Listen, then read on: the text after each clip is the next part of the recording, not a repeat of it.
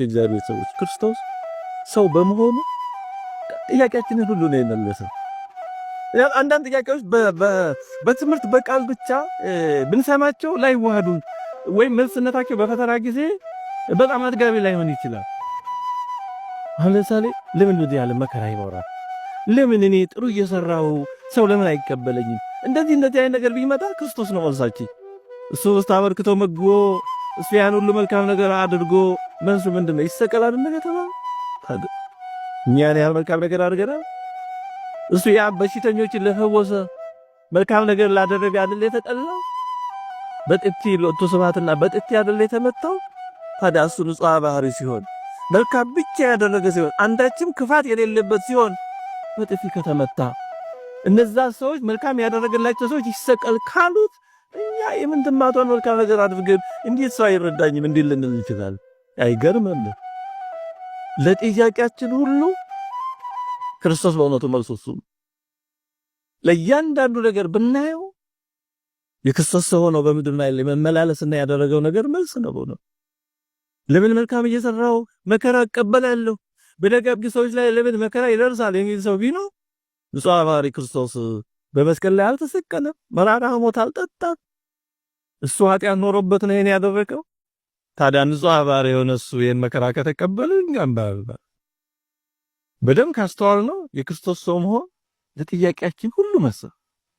በግላችንም በሀገርም በዓለም በአጠቃላይ ለሚደርሱ ነገሮች ለምን ይሆናል ብለን ብስልስል በክንክን ስንል ሌላችን ወደ ክርስቶስ ቀና ሲል ከክርስቶስ መልሱ እናገኝ እና የክርስቶስ ሰው መሆን የሁሉ ነገር መልስ ነው ነው። በደም ካስተዋል የሁሉ ነገር መልስ።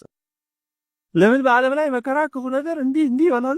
እሱ የመከራውን ጥግ ተቀብለው ያለ በደሉ ንጹሕ ባህሪ በመስቀል ላይ አልተገደለም፣ አልተሰቀለም፣ ስጋውን አልቆረሰም፣ ደሙን አላፈሰሰም። ማሸነፊያው ግን ይሄ መሆኑን አሳየን። ይሄን ሁሉ የክፋት ሁሉ መዳረሻ ሞት ነው። ሞት ደግሞ ወደ መቃብር ወደ መፈሰስ ነው የሚያደርሰው። ክርስቶስ ይሄን ሁሉ ተቀብሎ ተቀብሮ ይሄን ሁሉ ግን ተዛርቆ ለሶስተኛው ቀን ተነሳ። በቃ ክፋት የሚሸነፈው በዚህ መንገድ ነው። ክፋት የሚሸነፈው ክፋትን ያለ በቀል ያለ ክፋት መቀበል። በመጨረሻ ክፋት በዚህ መንገድ ይሸነፋል፣ ያልቃል። እንደ ገለባ እሳት ነው ክፋት። የገለባ እሳት ወይ ማንኛውም እሳት ተቀጣጣይ እስካለ ድረስ ነው የሚቆየው። ተቀጣጣይ እስካለ ድረስ ይነዳል።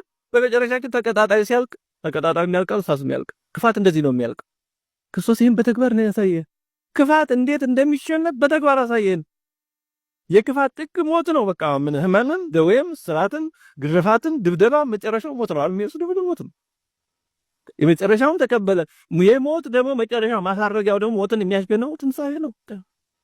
ሁሉ ነገር ወደ ተግባር አሳይቶናል። በእውነት ክብር ምስጋና ይግባው በእውነቱ እና ወደ በረሃ ሄዶ የተፈተነው ከዚህ የተነሳ ነው።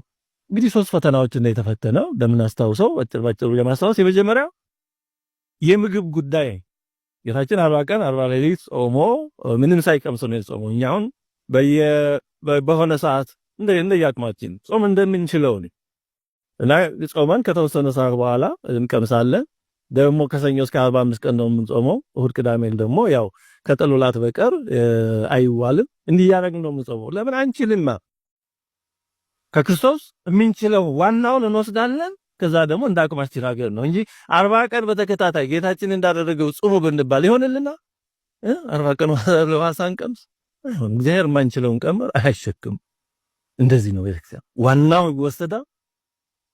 ከዛ ደግሞ እንዳቅማችን ካስተማይዝ ይደረግ። ጌታችን ግን 40 ቀን ምንም ሳይቀምስ ነው የጾመው። ከዛ በኋላ በእውነትም ሰው ሆኗልና ሰይጣን ቀርቦ የእግዚአብሔር ልጅ ከሆንክ ድንጋዩ ምን አድርጋው ዳቦ አድርግ። ስለዚህ የመጀመሪያው ፈተና የሆድ ፈተና። ለምንድን ነው ሰይጣን